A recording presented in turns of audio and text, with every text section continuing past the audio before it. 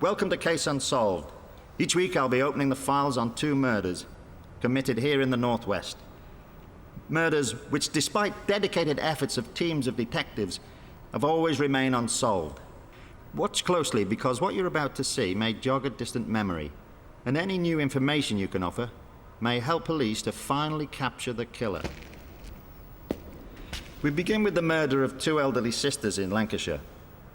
Mary and Margaret Ormisher lived a quiet and unremarkable life in a small market town in Ormskirk. But the dramatic and brutal manner of their deaths cast a shadow over the town for more than 40 years. The murders set in motion one of the biggest police investigations at that time. Every male in Ormskirk over the age of 16 was fingerprinted, but the killer has never been found. They were very old, you know, the old type of person, if you get what I mean. They used to do the hair in buns and hairpins and all that, you know. And all the necks were like the old queens used to be, covered up right to the chin.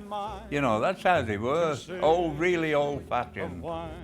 Margaret kept the sisters' house in Asmore Lane, while Mary, known locally as Auntie Polly, ran a small tobacconist in the town centre. During the war, she used to, cigs were at a premium, you know, and anybody that went in there, she used to say, I've only got Patcher, and they were scented cigarettes.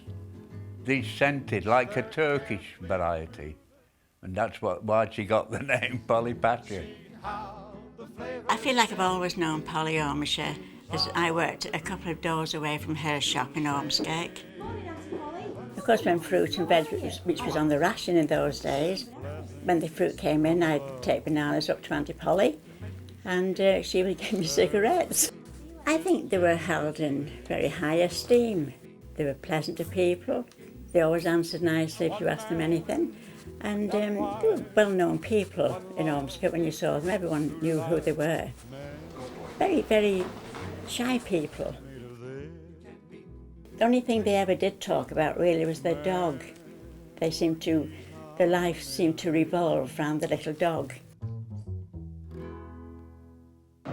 Well, it was May the 5th, 1956. It was Cup Final day. It's the Cup Final, the greatest match of them all. So most of the men of the town, television now being in most people's homes, were off at lunchtime to watch the football match, watch the Cup Final. And so there's a string of people went in just before midday buying tobacco and cigarettes and the like. And a number of people sighted the lady, one Mary, for the last time around about lunchtime on that Saturday. That Saturday evening, Polly locked up the shop as usual and made her way across the park carrying the day's takings. It was Margaret's custom to walk to meet her, but on this occasion, Polly made the journey alone, little suspecting that it was to be her last.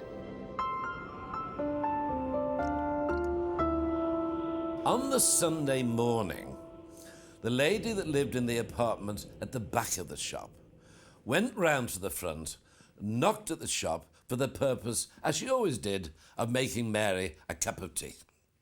She got no reply. This alarmed her, so she hastened the 3/4 of a mile to the home, tried to get admission by knocking at the front door, and failed to get a response. She went round the back, alerted a next-door neighbour, and they found, when they went into the house, mayhem.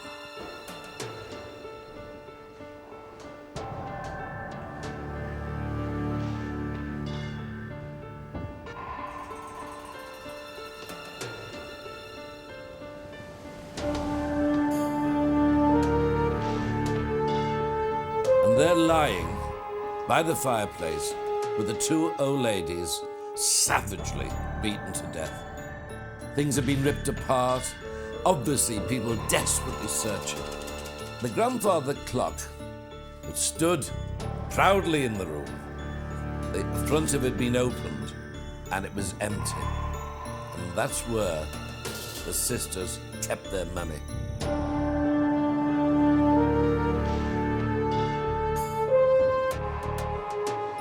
My father, he was a bit religious, my dad, and every Sunday morning he used to go to the big parish church in Ormskirk, and he heard that they'd been murdered. So he came up and told us, walked all the way to Westhead village. Well, they were horrified, really, you know, they didn't know what to say. They were really horrified. Aye. I was at home and someone came to the door and said, "Have you heard about the Ormisher sisters?"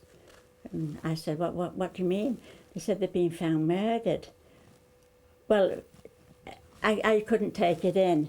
I thought, it can't be true, it's a rumour. Following the discovery of the bodies, Lancashire police launched one of the biggest murder hunts in their history, and the investigation began very close to home. Motive is the first factor.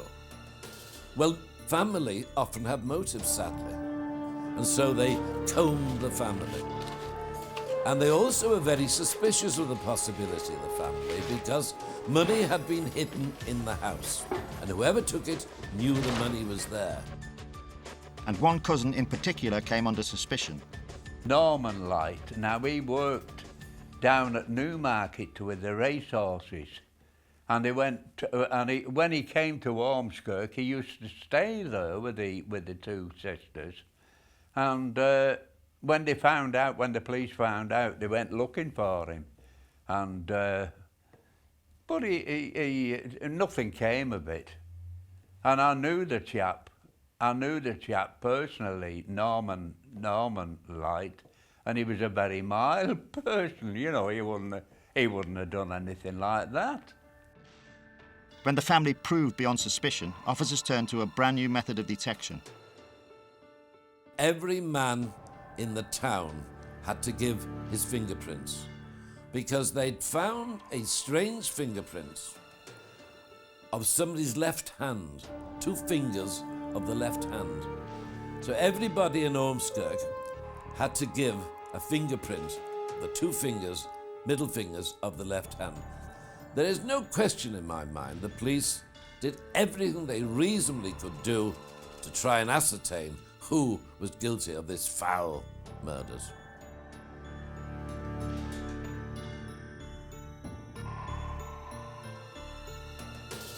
But when the mass fingerprinting failed to reveal the killer, an appeal for witnesses was launched.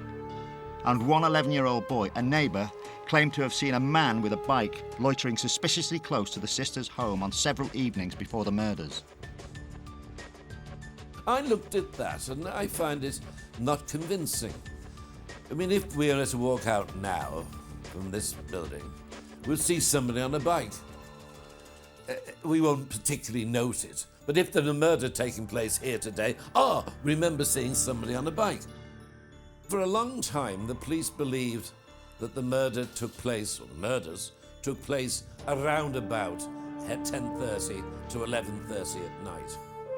Now, I have a theory, if I may advance this at this stage. On the table was a joint of meat still wrapped by the butcher for obviously Sunday lunch the next day. Now, if the murder had taken place late in the evening, 10:30 to 11, which would be the sort of time the 2 ladies would probably have been in bed, then why didn't they take the meat out of the wrapper and put it in the kitchen on a coal slab? And therefore I've always believed that the murders took place early in the evening, not that long after the arrival from the walk from the shop to the house.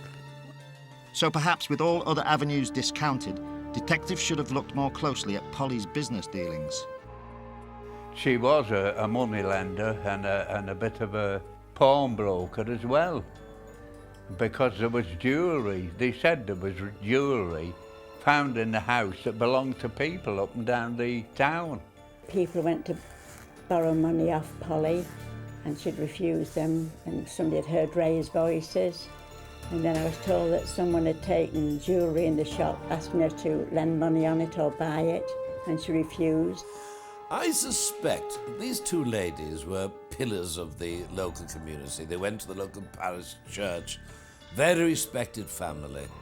And I honestly believe there was some squeamish feeling about the possibility of them being moneylenders. When you use the word moneylender, immediately one has an uncomfortable feeling about usury. And yet I believe if they'd investigated down that particular line, they may have had more success. For instance, they'd recently arranged for an extension of the shop. Plans were afoot. Were going to cost £2,000 in those days. That money was available for the extension of the shop and therefore was hidden in the house. Was this villain or villains a person that owed them money? Or was it somebody that didn't owe them money but had owed them money but knew there was a lot of money in the house? And was it extremely significant is they were careful sort of people.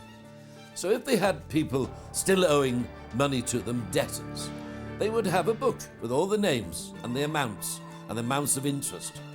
Never found. People felt that she knew her attacker, or attackers, I should have said, because we believed that there was more than one person involved. But I believe they put up a tremendous struggle to survive, which unfortunately didn't happen. After the murder, my wife had to go down. Well, they asked her, and another sister-in-law. This was after the police had finished with it, and they went down and scrubbed it all out. And when she come back, well, I was working. When I came home from work, she said, I never want another job like that in all my life. She said there was blood on the ceilings, on the walls, on the floor, all over. She said, I want to forget about that. I believe the key to this murder was the money lending, and sadly, they lost their lives.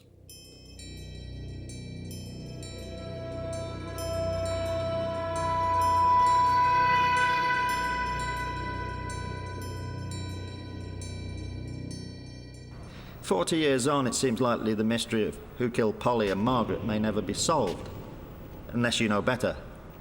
Coming up, can you help detectives catch the killer of a frail grandmother from Greater Manchester? Welcome back to Case Unsolved. On a freezing cold night in January 1994, the grandmother was on her way back from visiting a local hospital. Shirley Leach had been to visit her sick daughter. While changing buses at the Bury Interchange, she popped into the ladies' toilet. It was there that she was murdered. There were scores of people at the interchange that night, but no one heard her cries, and no one appears to have seen her killer. Gran was very devoted to her family. She'd do anything for any member of her family. If she had any trouble, she could speak to her. Good person to go out with.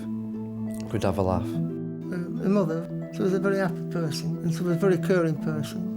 You know, she didn't want to do anything for the family. She was always there for you. She was with me 1 minute and gone the next, you know, taken away from me. And my life's never been the same again. Shirley Leach was a 66-year-old widow and a grandmother from Bury. She was a retired mill worker and stood just 5 feet tall. Her life had already been touched by tragedy. Her husband had died and her only daughter, Beryl, was diagnosed with a serious blood disorder that confined her to hospital for long periods. And the week after New Year's Day, both Shirley and her grandson, Darren, had been on one of their many trips to the hospital to visit Beryl.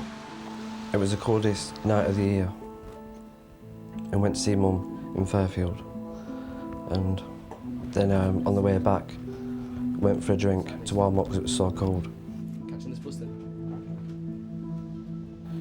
She wanted a couple of days break because it was so cold and Mum wasn't that well anyway, up to visitors. So we said we'd give it a couple of days break, then we'll meet on the Saturday.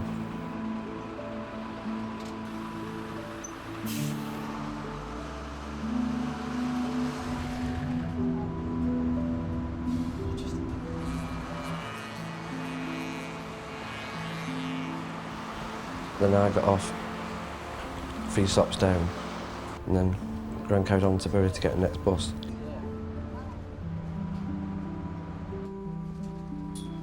It would be the last time Darren saw his grandmother alive. After Darren got off the bus, he waved goodbye to Shirley, who remained on the bus, and she travelled into Bury Interchange to get a connecting bus. When she got off that bus, she found she'd missed that connection to Brandlesham and was quite annoyed with herself. Realising that she had about half an hour to wait before the next bus arrived, she was seen to walk off in the general direction of the ladies' toilets on the interchange. 5 hours later, a young couple leave a local nightclub. They stop at the interchange so that the woman could visit the toilets. It was there that she made a dreadful discovery. Shirley was discovered about 4:15 on the Friday morning, the 7th of January, by a young woman who was visiting the toilets. When she entered the toilets, she tried to go into the single cubicle and found that the door was jammed against something lying behind. And when she investigated further, found Shirley Leach lying on her back in the cubicle. Shirley had been attacked quite violently. At that point, she shouted for her boyfriend and the police were alerted. Shirley had been murdered and her body had been horribly mutilated. The post-mortem later revealed that Shirley had been strangled. For an individual to have entered a ladies' toilets at that time and committed this horrendous offence, the risk of discovery must have been very, very significant, and this person was taking a very great chance. So we're looking for somebody who is likely to have committed previous offences and possibly offences after Shirley Leach was murdered. A psychological profile of the killer was prepared by Professor David Cantor. The murder of Shirley Leach is a very unusual one. The location in which it occurred, a women's toilet, is a very, very unusual place. The most likely aspects of the individual are that at the time of the offence, 7 years ago, they were in between mid-20s and mid-30s, that they were an individual with a background of criminality, possibly for property crimes of some sort of other, theft or something like that. An individual who was known to abuse drugs, maybe something of an alcoholic, but also the possibility that it was an individual who was known to be a bit strange, a bit of a loner, who really may have had some sort of known problems of mental illness. That seems to be likely. It's also very possible that the individual lived within walking distance of where the crime was committed. The murder had happened at a busy place at a very busy time. The local bingo hall had just closed and scores of people were pouring into the bus station. Detectives have traced many of the people at the bus station that night, but now they are concentrating their inquiries on the few remaining people who have not been identified, and 2 men in particular.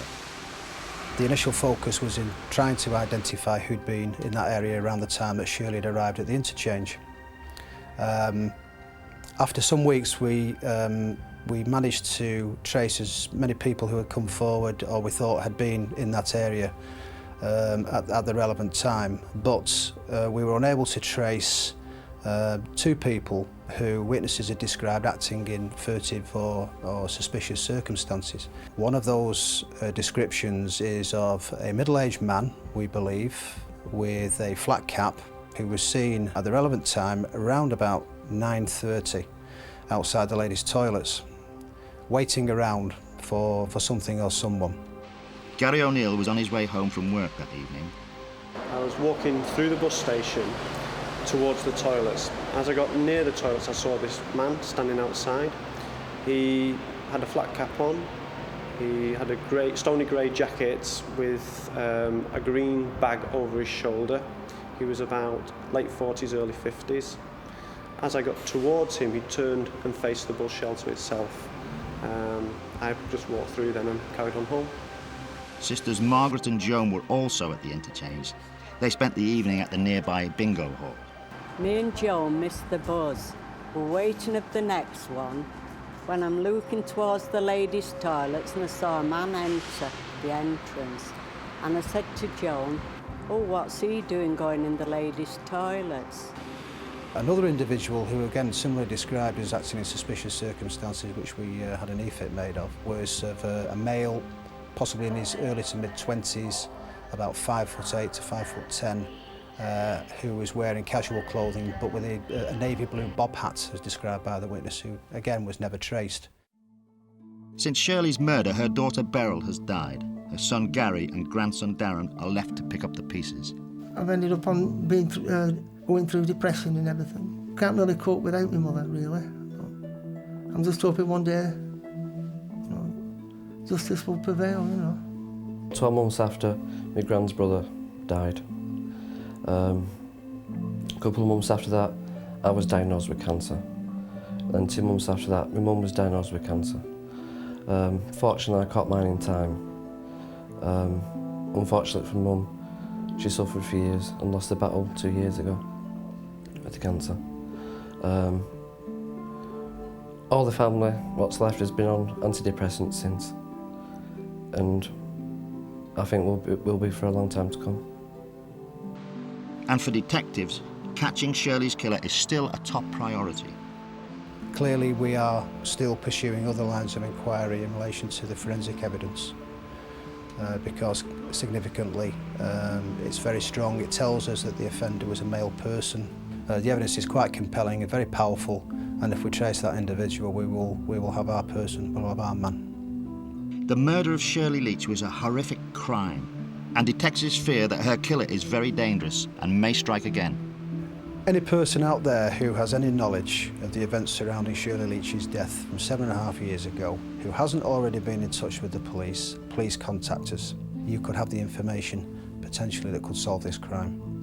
I'll never go for hoping that one day they'll find somebody for this.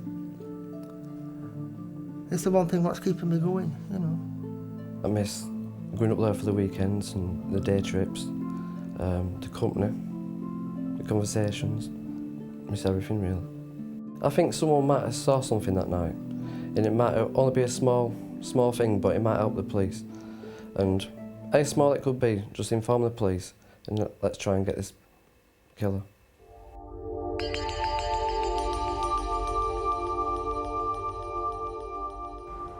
Detectives really need your help to catch Shirley's killer. If you have any information, please call in confidence. The Crime Stoppers number will be showing in a moment. Next week, can you help solve the 25-year mystery surrounding the Lady of the Lake in Coniston? Until then, good night.